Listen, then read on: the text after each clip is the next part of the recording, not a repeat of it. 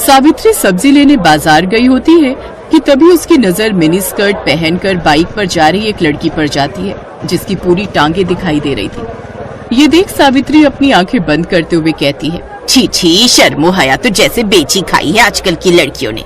कैसे कैसे कपड़े पहनकर घूमती हैं। अरे इतने छोटे कपड़े तो हमारे जमाने में 5 साल की बच्चियां भी नहीं पहनती थी, जितनी अब 25 साल की पहनती हैं।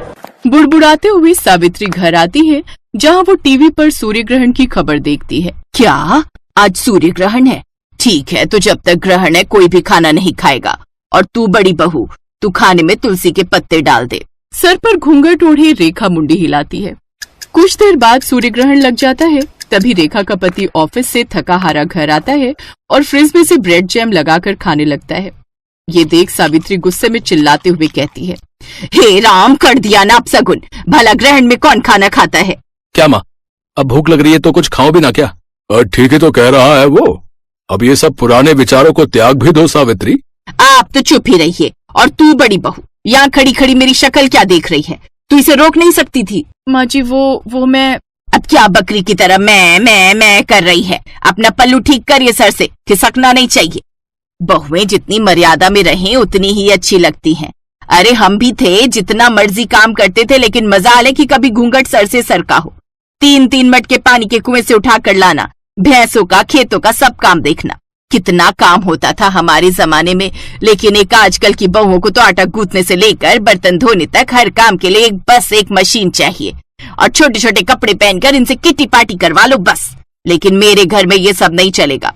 मेरे घर में बहुएं हमेशा घूंघट में और साड़ी में ही रहेंगी।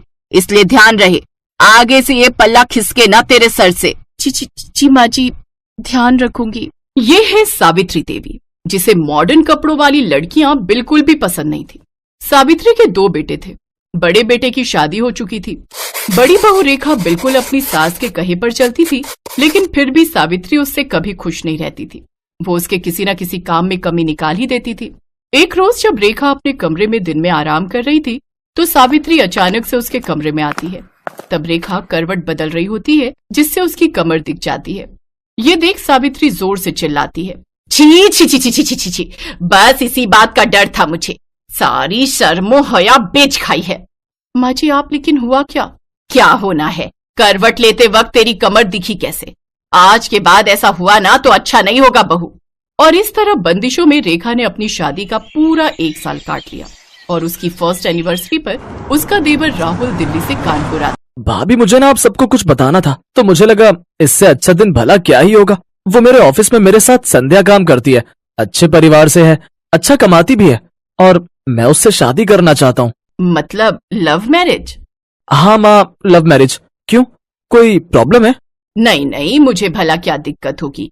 तुझे पसंद है लड़की तो फिर हमें भी पसंद है।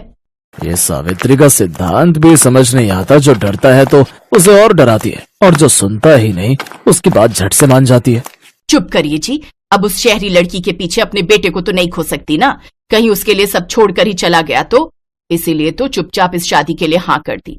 एक बार घर में आ गई तो फिर रेखा और उसमें कोई फर्क नहीं कर पाएंगे। सावित्री अपने छोटे बेटे की शादी के लिए मान जाती है। वो 1 महीने बाद दोनों की शादी करवा देते हैं।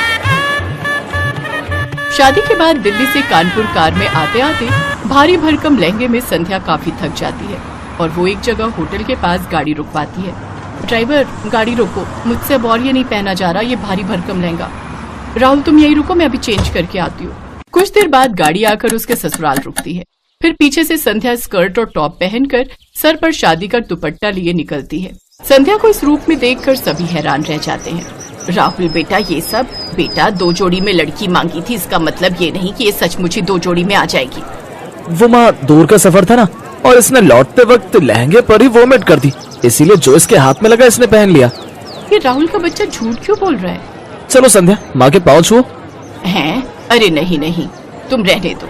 अगर तुम झुकी तो न जाने क्या क्या झुक जाएगा। ओह थैंक्स, वैसे मैं खुद झुकने के मूड में नहीं थी। वो क्या है ना, मैं बहुत थक चुकी हूँ।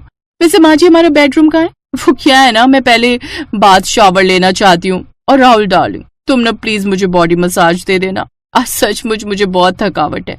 बताओ ना माँ जी, बेडरूम कहाँ है? संध्या बस 2 मिनट, माँ गृह प्रवेश कर ले।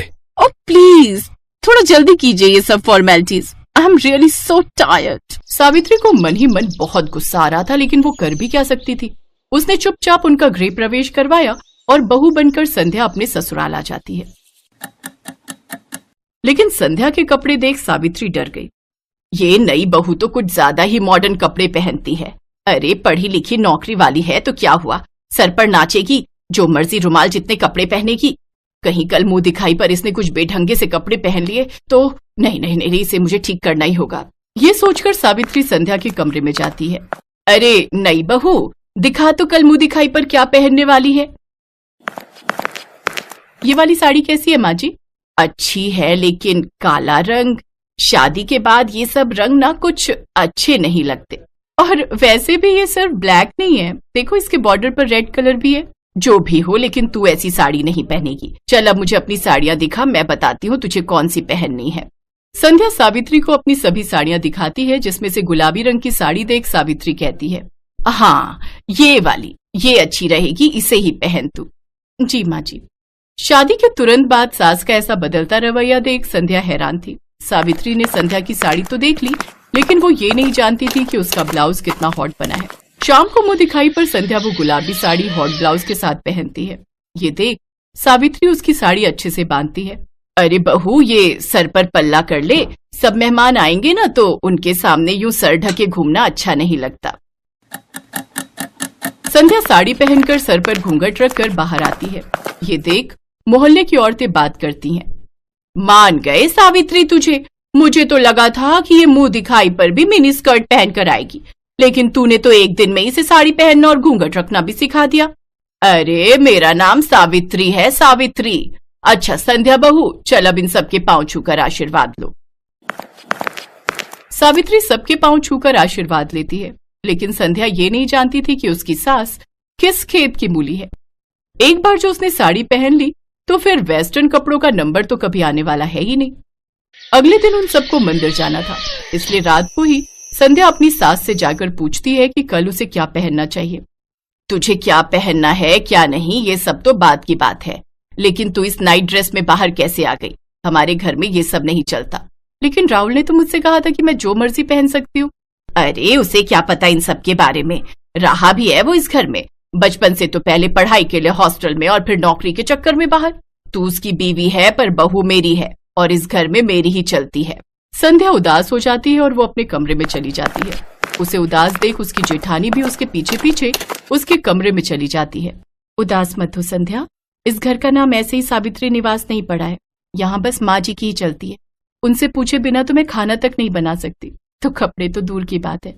अब कपड़े चेंज करके साड़ी पहन लो और किचन में आ जाओ।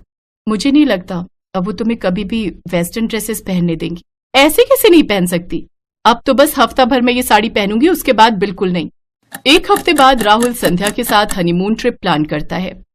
सच में संध्या बहुत मजा आएगा, कश्मीर सच में बहुत खूबसूरत है। अच्छा अब तुम पैकिंग कर लो। संध्या अपनी पैकिंग कर लेती है। फिर जब ये बात सावित्री को पता चलती है तो वो संध्या के पास आती है। अच्छा कश्मीर जाने की तैयारी हो रही है, दिखा तो तूने क्या क्या रखा है वहां पहनने के लिए। वो क्या है ना, ध्यान रखना पड़ता है, कहीं तूने छोटे छोटे कपड़े रख लिए और तुझे सर्दी लग गई तो। वो तो मैं समझ ही गई थी कि बिना मेरे कपड़े चेक किए आप मुझे जाने कहाँ देंगी। संध्या हनीमून के लिए चली जाती है, लेकिन वो वहां जाकर कुछ वेस्टर्न कपड़े खरीद लेती है और अपनी ढेर सारी फोटोज लेती है।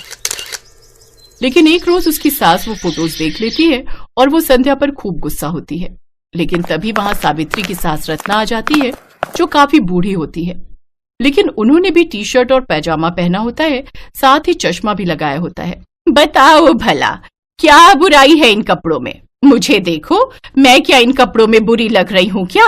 अरे जब मैं गांव में रहकर ऐसे कपड़े पहन सकती हूँ तो फिर मेरे पोते की बहू क्यों नहीं? और तू जानती है आज क्या हुआ?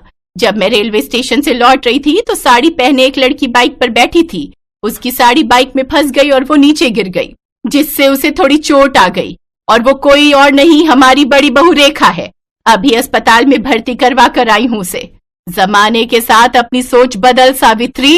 ये सब बातें सुन सावित्री को अपनी गलती का एहसास होता है और अब वो कभी भी अपनी बहुओं को उनकी मर्जी के कपड़े पहनने से नहीं रोकती।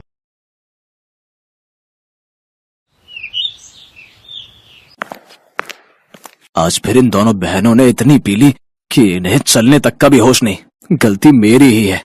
बिन माँ की बच्चियों को प्यार देने की चाह में इतना सर चढ़ा लिया कि इनके सही बुरे पर ध्यान ही नहीं दे पाया, और आज नौबत यहाँ तक आ गई है कि ये दोनों पूरी तरह बिगड़ चुकी हैं। अपनी दोनों जवान बेटियों की हरकतों को देखते हुए धनराज सेठ उनके लिए लड़के तलाशने शुरू कर देता है। फिर कुछ दिनों में उनकी शादी अपने बराबर के घराने में कर देता है, जहां उनकी सास राजरानी हाथों में आरती की थाली लिए उनका स्वागत करती है, जिसे देख सुनैना और मलाइका अपने घूंघट को हटाते हुए कहती हैं, ओफो सासू मॉम, अब ये सब तामझाम बंद भी करो। हम ससुराल आई हैं, कोई सरहद पर जंग लड़ने नहीं आई है जो आप ये सब ड्रामे कर रही हैं। ये कहकर दोनों बहनें बिना कलश गिराए ही अपने कमरे में चली जाती हैं। उनका ऐसा व्यवहार देखकर राजरानी और उसके बेटे निखिल और रोहित हैरान रह जाते हैं। अगले दिन वो दोनों सुबह 10 बजे सोकर उठती हैं। फिर राजरानी उनसे कहती है, अरे ये क्या बहुओं, अभी तक तुम दोनों नहाई नहीं। आज तुम दोनों की पहली रसोई है जिसमें तुम्हें मीठा बनाना है। चलो जल्दी से नहा लो। लेकिन सासू मॉम, हमें तो करछी पकड़नी तक नहीं आती। हमें तो सिर्फ मीठा खाना आता है, बनाना नहीं। और वैसे भी घर में नौकर है ना, तो ये उनका काम है। हमने तो आज तक अपने घर के किचन में भी कदम नहीं रखा। बेटा, घर में भले ही हर काम के लिए नौकर है, लेकिन घर का खाना तो घर की लक्ष्मियों को ही बनाना चाहिए। माँ बिल्कुल सही कह रही है, और वैसे भी शादी के बाद अपनी पहली रसोई में मीठा बनाना एक रस्म है जो हर बहू निभाती है। ओफो, मायके में हमारा बाप कम था जो अब यहाँ तुम दोनों भी लेक्चर देने लग गए। Live it. अरे सुनैना, चलो जल्दी से रेडी होकर बाहर पूल में आ जाओ। आज हम दोनों जी भरकर स्विमिंग करेंगे। कुछ देर बाद दोनों बहनें सब घर वालों और नौकरों के सामने स्विमिंग ड्रेस पहनकर आती हैं और पूल में जाकर नहाने लगती हैं। अपनी बहुओं की ऐसी बेशर्मी देख राजरानी का तो सर शर्म से झुक जाता है। ये दोनों की दोनों तो मेरी नाक कटवा कर रहेंगी। हे भगवान, मेरे घर की इज्जत अब तेरे हाथ में है।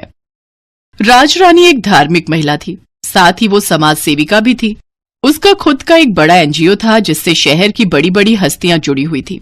ऐसे ही कुछ दिन बीतते हैं। मलाइका और सुनैना अपने ससुराल के प्रति कोई जिम्मेदारी नहीं समझती थी। वो दोनों तो बस सारा दिन अपने मेकअप, पार्लर, शॉपिंग और पार्टीज में ही बिजी रहती। ये इतने छोटे कपड़े पहनकर तुम रात को कहाँ जा रही हो बहू? सासू मॉम, आज हमारी फ्रेंड की बर्थडे पार्टी है। हम दोनों नाइट क्लब जा रही हैं। आने में देर हो जाएगी। चलो सुनैना। फिर दोनों शॉर्ट ड्रेस पहनकर नाइट क्लब चली जाती हैं, जहां वो खूब सिगरेट शराब पीती हैं। फिर आधी रात को कुछ लड़के उन्हें घर ड्रॉप करते हैं। दोनों लड़खड़ाती हुई अंदर आती हैं, जहां उन्हें देखकर राजरानी उनसे कहती है, ये सब क्या है? आज तो तुम दोनों ने हद ही कर दी। अरे बड़े घर की बहुओं को ये सब शोभा नहीं देता। ओ सासू मॉम, अब अपना भाषण फिर देना मत शुरू कर दो। अरे यार, यही तो हमारे जीने के दिन है। अरे हम अपनी जवानी में एंजॉय नहीं करेंगे तो क्या तुम जैसी बुढ़िया होकर एंजॉय करेंगे? हाँ। तभी निखिल और रोहित वहां आते हैं और उन दोनों को जोरदार थप्पड़ मारते हैं। ये देखकर दोनों बहनों को बहुत गुस्सा आता है और वो भी अपने पतियों के मुंह पर थप्पड़ कस देती हैं। हम आज के जमाने की लड़कियां हैं, मुंह तोड़ जवाब देना बहुत अच्छे से जानती हैं, तो ऐसी गलती फिर मत करना। फिर दोनों अपने कमरों में लड़खड़ाते हुए चली जाती हैं। ऐसे ही समय बीता। फिर एक रोज सुनैना और मलाइका अपने घर में लेटी थी तो उनके फोन पर एक मैसेज आता है जिसमें शहर के बाहर एक फार्म हाउस में रेव पार्टी का इनविटेशन होता है। Oh wow, rave party! Malaika, I am so excited यार। मैंने आज तक बस रेव पार्टीज के बारे में सुना था, लेकिन अब तो हम उसे एंजॉय भी करेंगे। ऑफ कोर्स, अगर लाइफ में हर चीज का मजा नहीं लिया तो क्या किया? We will definitely go there. दोनों बहनें खुश हो जाती हैं और शाम को तैयार होकर अपनी कार लेकर वहां पहुंच जाती हैं। पुलिस से छुपकर उस फार्म हाउस पर हो रही पार्टी में शराब, सिगरेट, ड्रग्स से लेकर सुख की हर चीज शामिल होती है। वो दोनों उस दिन ड्रग्स का सेवन भी करती हैं, जिससे उनका सर पूरी तरह घूम जाता है और वो एक अलग ही दुनिया में होती है। तभी एक लड़का जो कि नशे में होता है मलाइका को गलत तरीके से छूने की कोशिश करता है। तभी कुछ पल के लिए लाइट चली जाती है और जब लाइट आती है तो वो लड़का जो मलाइका को छेड़ रहा था वो मरा हुआ जमीन पर पड़ा होता है। कुछ ही देर में उस पार्टी में पुलिस छापा मारती है और सबको अरेस्ट कर लेती है। अगले दिन राजरानी अपने बेटों के साथ जेल पहुंचती है। सासू मॉम, निखिल, हमने सचमुच किसी का मर्डर नहीं किया। हमें बचा लो सासू मॉम, प्लीज हेल्प अस। हाँ रोहित, हमारा ट्रस्ट करो, हमें फंसाया जा रहा है। हमसे बहुत बड़ी गलती हो गई जो हम उस पार्टी में गए। आज के बाद हम कोई पार्टी नहीं करेंगे और ये सब काम सच में छोड़ देंगे। तुम दोनों को अपनी गलती का एहसास हो गया, यही काफी है। आकाश, यहाँ आ जाओ। और इंस्पेक्टर साहब, आप छोड़ दो इन्हें। जी मैडम। ये लड़का तो जिंदा है। हाँ, ये सब हमारे प्लान था, तुम दोनों की अक्ल ठिकाने लगाने के लिए। दरअसल ये सारा प्लान राजरानी और उसके बेटों का था, जो उन्होंने अपनी बहुओं को सबक सिखाने के लिए किया था। उन्होंने ही अपनी पहुंच का इस्तेमाल करते हुए इस पार्टी का आयोजन किया और ये सब ड्रामा रचा। लेकिन इससे मलाइका और सुनैना को अच्छा सबक मिला और वो दोनों अब बेशर्म से संस्कारी बहुएं बन गईं, जो अपने परिवार के साथ अच्छे से अपनी गृहस्थी चलाने लगी।